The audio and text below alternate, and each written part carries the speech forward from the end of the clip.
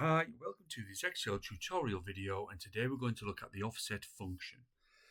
Now, the offset function, it's a funny function. It's difficult to describe, but essentially what it is you give the offset function a starting point, and you return a cell or a range of cells based on the starting point plus or minus an amount of rows and columns. So, as an example, if I say I want to return this cell here based on this starting point, I'll use offset and I will say equals offset. Offset needs the first thing here, this reference is the starting point here. Then it says, okay, how many columns and how many rows from this starting point are you interested in? So I'm going to say down 2 and across 3. So the rows, 2 and 3 columns. And it returns the number 8. And if I change that to be 100, you can see that it's returning that cell value there. Quite similar to the index function, this it works differently. I mean, obviously it has to work differently, otherwise there's no point in having two, but very similar to the index function, except the offset, you can go minus. It's not always positive. So here, these numbers here, this 2 and 3, starting here, when you give it a positive number from this position, it goes down. When you give it a minus number, it goes up. So from this position down 2 and across there, if I do a start position here and I do the same thing and say I want to go to there, I'll do equals offset.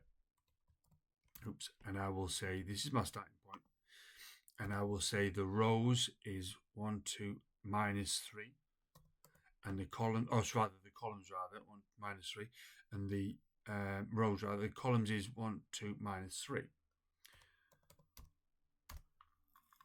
So in that case, it's from here it's gone minus 3 rows, minus 3 columns, and return me the same value. You can see it's changed. It's important to note that when you start putting numbers in, so a number of rows or a number of columns, the number 1 is the immediate row or column after the starting point.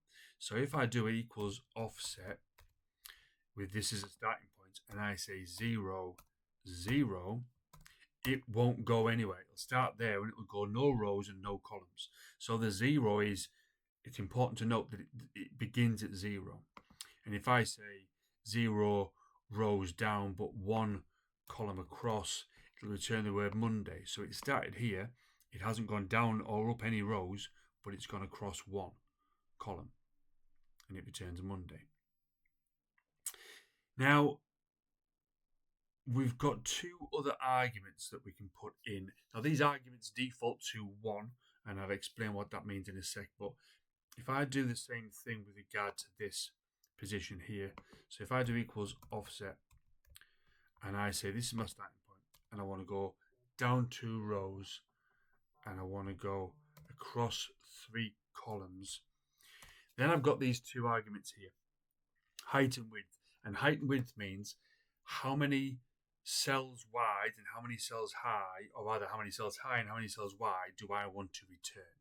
By default, like I said, they are 1 and 1. So I'm going to put 1 and I'm going to put 1. And it doesn't do anything different here. But what it's done is it's got to this point and it's returned 1 cell high by 1 cell wide, i.e. a single cell. If I were to change these values to say to be 2 and 2, it returns me from this position 2 cells high and 2 cells wide. And remember, the height goes down and the width goes across. So it returns that. If I were to change that to be minus 2 high, then from here it goes up and along. So it'll return you more. And what you can do with this information, what you can do now is you can wrap. What people use this offset for is to get averages or sums or counts or something of a range of data. So what I can do is I can say, I can wrap a sum around all of this and get a value of 24, and that should be the sum of these 4 cells, which it is. So, what people will, like kind of a working example, what people will use this for is we've got, say, in this example, a list of months and a list of sales values. Some people will want to see the amount, or rather the average of the last 3 months, say, of sales. So they want to see the average of these 3 months here, which is 10 and a half. But this will change as data gets added and the months kind of tick by. So let us say equals offset. We'll begin here.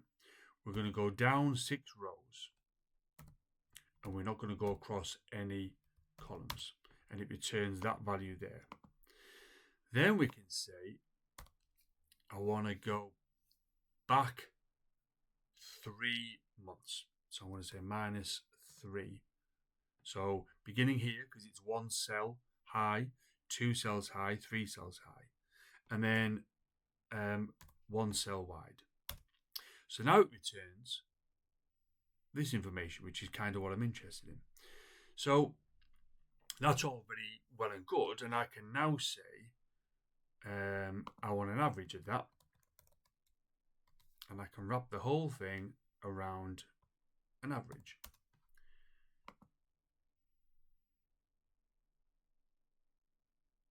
I thought I'd gone wrong there, but I hadn't. I did a sum before, but the average is 3.5. So that's fine. But if you were then to add something here, that doesn't change this, because this here is purely looking at these 3 values here. So what you want to now do is add something that says, okay, I want you to work out where my starting point is. So let's look at something else. Let's look at count. And let's highlight all of these cells. Now the count, what the count does, it says, I'll tell you how many cells have got data in, numerical data in. So I've highlighted all of this range, and it's important to note that you highlight,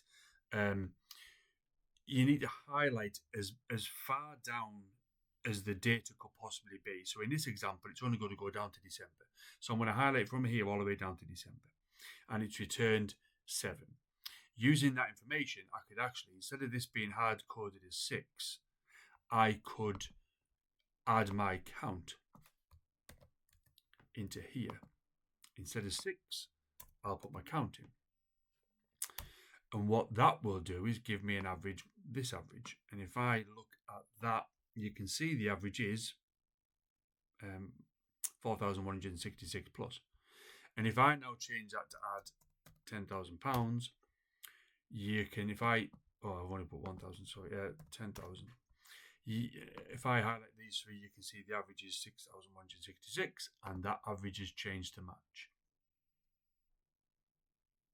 So a funny thing, the offset function, but I hope I've described it enough that you get the gist. As always, any questions, please leave me a message and I'll reply. Thanks a lot for your time. See you next time.